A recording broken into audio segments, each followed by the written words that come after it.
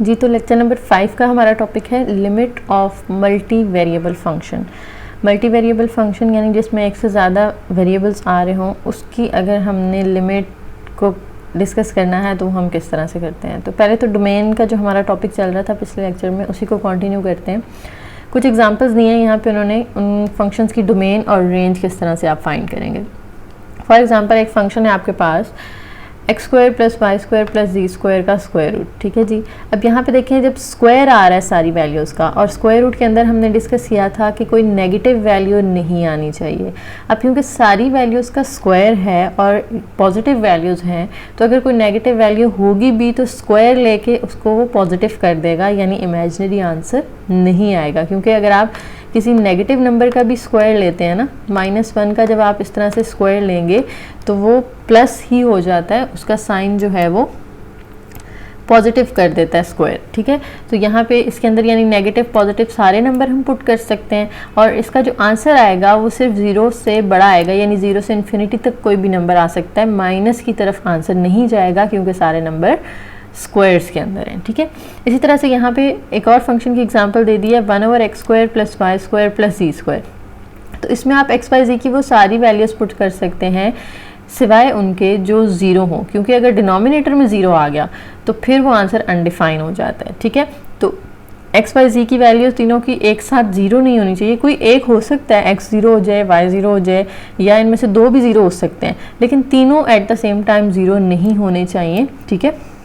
तो डोमेन वो होगी जिसमें ये तीनों वैल्यूज़ जो हैं वो 0 ना हो, और 1 के नीचे अगर इन्फिनिटी 0 आ जाए तो वो इन्फिनिटी हो जाता है, इसलिए हमने यहाँ पे ये जो है वो डोमेन से एक्सक्लूड कर दिया। अब जो इसकी रेंज होगी यानी इसके जो आंसर्स आएंगे वो सारे पॉजिटिव होंगे। पॉजिटिव क्यों होंगे? क्योंकि स्क्वायर वाली वैल्यूज़ हैं, ठीक है। तो नेगेटिव आंसर तो नहीं आएगा, स्क्वायर हमेशा माइनस को प्लस कर देता होता है। इसी तरह से एक्स वाई लॉग जी है, तो यहाँ पे आपको जो है वो बता रहे हैं कि हाफ स्पेस है इसके अंदर, और यानी आप सिर्फ वो वैल्यूज़ पुट करेंगे जो 0 से बड़ी हैं, जी की वो वैल्यूज़, क्योंकि यहाँ पे हम नेगेटिव नंबर का लॉग नहीं ले सकते। और इसके आंसर सारे आएंगे, यानी माइनस से प्लस इन्फिनिटी तक जितने भी रियल नंबर्स होते हैं उनमें से कोई भी पॉसिबिलिटी है इसकी रेंज में। नेक्स्ट कुछ और एग्जांपल्स देखते हैं। एक फंक्शन गिवन है आपको f of x y is equal to X Y under root Y minus 1। तो अब इसमें आपको नज़र आ रहा है स्क्वायर रूट है, और स्क्वायर रूट के अंदर हमारा आंसर जो है वो इमेजिनरी नहीं होना चाहिए, तो इसलिए यहाँ पे y की सारी वो वैल्यूज़ पुट करेंगे जो 1 से बड़ी होंगी, ठीक है। ये काफ़ी डिटेल से हम पिछले लेक्चर के अंदर भी डिस्कस कर चुके हैं कि ये वैल्यू बड़ी होनी चाहिए ताकि इसमें से ये जब माइनस हो तो आंसर इन्फिनिटी ना आए, ठीक है। तो ये 1 से बड़ी होनी चाहिए वैल्यूज़, या 1 के इक्वल होनी चाहिए। और उसके बाद नीचे वाले फंक्शन में देखें X square plus Y square minus 14। तो अब ये जो X square plus Y square का आंसर है ना, ये या तो 4 के इक्वल हो या 4 से बड़ा हो, यानी बड़े नंबर में से 4 माइनस होगा तो फिर आंसर नेगेटिव नहीं आएगा। अगर यहाँ number X square plus Y square की जगह 4 से छोटा होता है तो फिर इमेजिनरी आंसर की पॉसिबिलिटी होती है, ठीक है। तो इसलिए X square plus Y square की वैल्यूज़ या तो 4 के इक्वल हों या उससे बड़ी हों, ये इसकी डोमेन होगी। नेक्स्ट एग्जांपल देखें, फंक्शन है 4 माइनस एक्स स्क्वायर और नीचे है वाई स्क्वायर प्लस 3। तो अब यहाँ पे इमेजिनरी आंसर तब आता है जब x की आपने वो वैल्यूज़ यहाँ पुट करनी है जो कि क्या हों, 4 से छोटी हों, क्योंकि 4 बड़ा होना चाहिए, तभी बड़े में से आप यहाँ से ये छोटी वैल्यू माइनस करेंगे तो आंसर पॉजिटिव रहेगा, यानी 4 से छोटी वैल्यू यहाँ होनी चाहिए सारी। तो इसलिए हम यहाँ कहते हैं एक्स स्क्वायर की जो वैल्यू है वो लेस देन या इक्वल टू 4 हो, या फिर हम ये कह सकते हैं कि जो x है, क्योंकि देखें ना एक्स स्क्वायर की वैल्यू 4 से छोटी होनी चाहिए, तो अगर हम स्क्वायर ख़त्म करने के लिए दोनों साइड्स पे ले लेते हैं स्क्वायर रूट, तो 4 की 2 पॉसिबिलिटीज़ हो जाएंगी, या तो वो -2 आंसर देगा या +2 आंसर देगा, क्योंकि स्क्वायर रूट जब भी ओपन होता है तो प्लस माइनस 2 साइन आते हैं। तो x की वैल्यू -2 से +2 के दरमियान होनी चाहिए, तो ये इसकी प्रॉपर डोमेन होगी। नेक्स्ट आ जाए जी, X cube plus 2x square Y minus X Y minus 2y square over x plus 2y। इसकी डोमेन क्या होगी? नीचे देखें आपके पास यहाँ पे x और y जो है वो डिनोमिनेटर में आ रहे हैं, और इन दोनों को 0 नहीं होना चाहिए। डिनोमिनेटर में अगर 0 आएगा तो हमारा आंसर अनडिफाइन हो सकता है, इसलिए डिनोमिनेटर में हम 0 पुट नहीं कर सकते। तो इसलिए हमने f ऑफ एक्स वाई के वो वैल्यूज़ यूज़ करनी है जहाँ पर इनकी वैल्यू 0 ना हो, ठीक है, नॉट इक्वल टू 0, यानी 0 नहीं होनी चाहिए, बाकी कोई भी वैल्यू हम डोमेन के अंदर पुट कर सकते हैं। नेक्स्ट एग्जांपल देखें, इसके अंदर 3 पॉइंट्स आ गए हैं, F of X Y Z, 3 coordinates हैं और ये आपके पास फंक्शन है। अब यहाँ पे देखें तो हमने पीछे एक इक्वेशन पढ़ी थी कि X square plus Y square plus Z square equal to R square होता है, ठीक है। तो हमें इक्वेशन अगर यहाँ पे हम लिख लें तो वो हमारे पास थी एक्स माइनस एक्स नॉट का होल स्क्वायर, इसी तरह से प्लस इस ब्रैकेट के अंदर आता है y माइनस वाई नॉट का होल स्क्वायर प्लस यहाँ आ जाता है z माइनस जी नॉट का whole square equal to R square.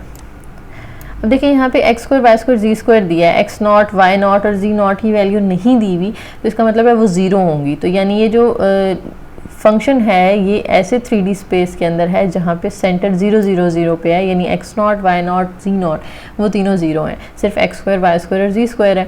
और इक्वल टू आर स्क्वायर होता है, अगर हम इसको इक्वल टू 0 रखें इस वैल्यू को, तो स्क्वायर दोनों साइड पे स्क्वायर लेंगे तो 0 का स्क्वायर तो 0 आ जाएगा और इसका जो है वो स्क्वायर रूट ख़त्म हो जाएगा। 25 को अगर हम दूसरी साइड पे ले जाएं तो वो हो जाता है उसका आर स्क्वायर की वैल्यू, ठीक है, क्योंकि आर स्क्वायर सेपरेट होता है।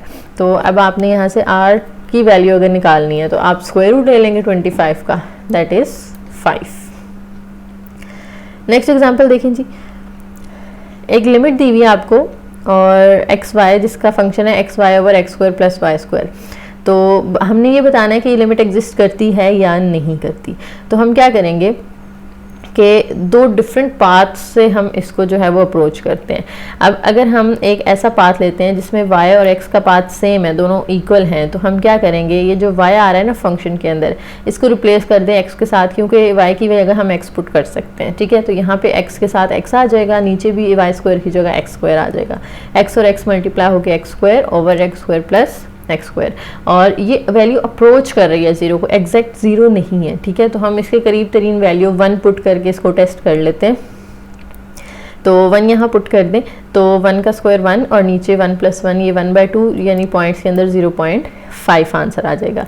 ये एक पाथ से, यानी y एक्सिस को जब हमने x एक्सिस के इक्वल रखा तो उनकी वैल्यू सेम थी, तो फिर फंक्शन जो है हमें ये वैल्यू दे रहा है। अब हम पाथ अपना जो है वो थोड़ा चेंज करके देख लेते हैं।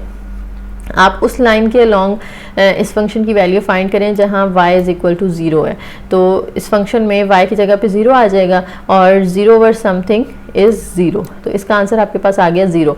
अब देखिए दोनों आंसर चेंज हैं, ये जो है वो 0.5 था और ये है आपके पास 0।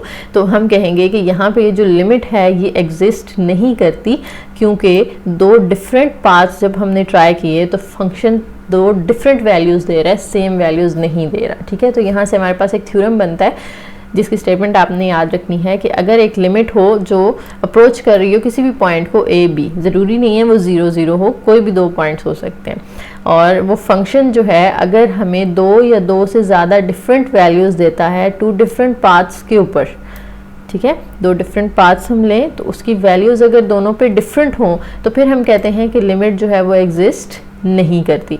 और वो जो पाथ हमने टेस्ट करने हैं ना वो स्ट्रेट लाइन भी हो सकता है और कोई कर्व भी हो सकता है। मज़ीद एक एग्जांपल देखते हैं, X Y over square root of X square plus Y square.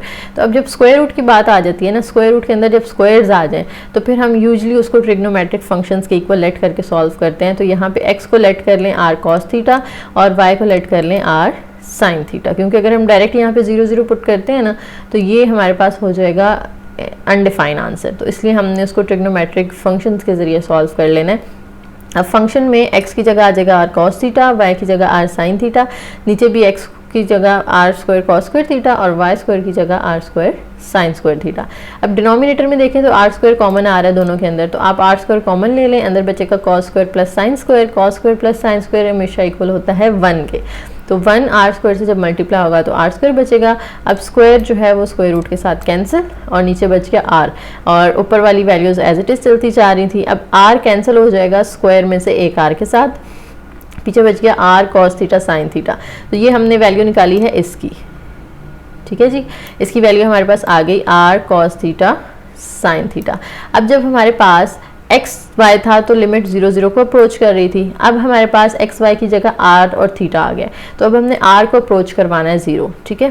तो r को अगर हम 0 अप्रोच करवाएं, यानी जो एक्स वाई है वो अगर 0 0 अप्रोच करें, यानी ये जो एक्स वाई है ये square root of X square plus Y square. ये जो वैल्यू है ये किसके इक्वल आई है हमारे पास, ये X square plus Y square. ये वैल्यू हमारी इक्वल आई है आर के, ठीक है। और ये पीछे भी हमने पढ़ा था लेक्चर 4 के अंदर आई थिंक, कि जो आर होता है उसकी वैल्यू हम फाइंड करते हैं equal to X square plus Y square, ठीक है जी। तो अब यहाँ पे x और y अगर 0 को अप्रोच कर रहे हैं तो हम एक्स स्क्वायर वाई स्क्वायर की जगह 0 पुट करेंगे तो r की वैल्यू भी क्या आती है, 0 आती है। तो इसलिए हम r की लिमिट अप्रोच करवाएंगे 0 को जब x y अप्रोच कर रहा है 0 0 को। तो अब लिमिट में ये जो x y था इसकी जगह आ जाएगा r अप्रोचेस टू 0, और ये जो X Y over X square plus Y square square root था इसकी जगह आपके पास जो वैल्यू आई है R cos theta sine theta वो पुट कर देंगे। तो ये हमारे पास लिमिट जो है वो इस फॉर्म में एग्जिस्ट करती है, ठीक है जी।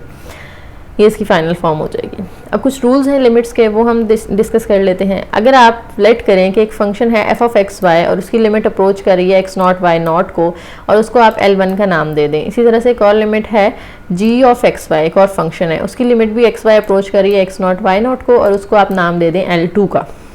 तो उसके लिए कुछ रूल्स हैं कि आपके पास अगर फंक्शन के साथ कोई नंबर c मल्टीप्लाई हो रहा है, c जो है क्या यहाँ पे एक कांस्टेंट नंबर है, तो हम उसको लिख सकते हैं CL1, क्योंकि हमने फंक्शन को L1 कहा था, ठीक है।